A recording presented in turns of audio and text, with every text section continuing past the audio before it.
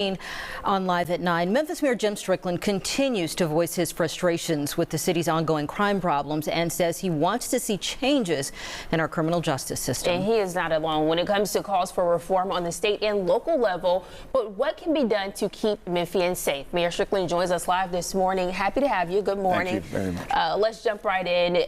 Consistently, when we talk to you, you talk about the revolving door and how that falls on our criminal justice system. So I guess the question this morning is, do you feel as Memphis Mayor that there is any more that you can do to keep Memphians safe? Oh, sure. I mean, we need to continue to increase our police force. As you know, it's been a struggle, and every big city in the country has had this struggle of recruiting and retaining officers. So we are committed to do that with the pay raise that we're proposing to the city council. We should be the highest paid in the region, which we need to be the highest paid in the region. It's the toughest job, and we're aggressively recruiting. A recruiting team's going to go to Puerto Rico to try to recruit. So yes, there's more that we can do, but the big gap that's in our system right now is this revolving door where even violent criminals, people who shoot at other people, are getting probation, no prison time. And car thefts, which has skyrocketed, nothing is happening to them in the adult or juvenile system. Memphis police have arrested in the last 17 months over 2,500 people for car thefts or breaking cars. That's a lot of people. It is. Over 2,500. But it hasn't slowed them down. Why? Because they're not being held and not being punished. So they're stopping over for a cup of coffee and getting right back out there to their job, which is stealing cars. We know the rates, obviously. The data shows it with the auto thefts and a number of others. How do we connect the dots for what you're talking about between the judicial system, obviously law enforcement, and state law, right? Like, how do we connect those dots? Because there may be folks out there watching that say, okay, look, we hear you all complaining about the revolving door now, but it's been like this in my community for a while, maybe when you ran on crime. Right. So speaking to those folks, but let's talk about connecting those dots in a tangible way. That's a great point, because it has been like this for a long time. In 2011, which was our low point of crime, data-wise, we were still 5th worst in the nation.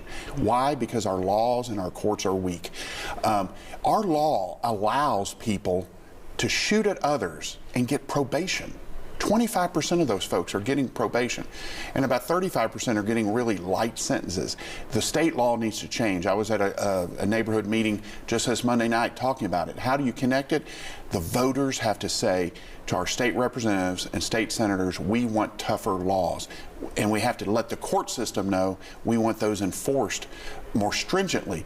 People who can steal cars can get multi-year prison sentences, but they're not. They're getting probation. They're getting let out. So the connection is the people, and the people need to voice their complaint. They need to hold me accountable. I relish that fact that they hold me primarily accountable for lowering crime, but I'm not the only person. And sometimes I feel like I'm the only person who hears from the public their frustration with crime. They need to let these other officials know too. And Mayor, one way that you all are fighting crime, I would say, is the juvenile curfew. There has been some back and forth. You all were supposed to be using the Green Law Community Center. Now it seems like the kids may be being held in Orange Mound. What is the latest status? Well, I don't know about the Orange Mound part, but they are. We're doing what we said. We're enforcing the curfew on a pilot basis, on a small basis. The reason we can't do it citywide all the time is we have no place to take these children. We can't lock them up in a jail, and a police officer who catches a juvenile out past, well, let's first say, a 15-year-old doesn't need to be out at midnight. It's not good for that 15-year-old. So it's in that 15-year-old's best interest to get them off the street. But a police officer now would just have to put them in the back of a squad car and take them home. And what if somebody's not home? Then they have this juvenile in the car, and they're off.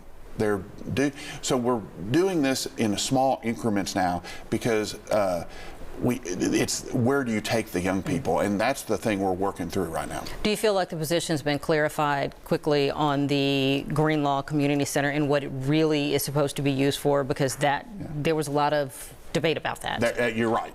I think it's very clear we want to use it for the police positive interactions with young people like the Police Athletic League and things like that. And I think the neighborhood supports that. What is your position on the City Council just yesterday decided not to take the vote about the tax increase? Where do you stand on it? I know you're in a different position, sort of being on your way out the door, but There's hardly ever a good time for a tax increase, but this is a bad time for a tax increase because you think about it, the people who are paying the bills are getting hit by inflation in the last year or so, and the county is going to have to probably raise taxes or the car seat if we want a new Regional 1, which I think most people want a new Regional 1.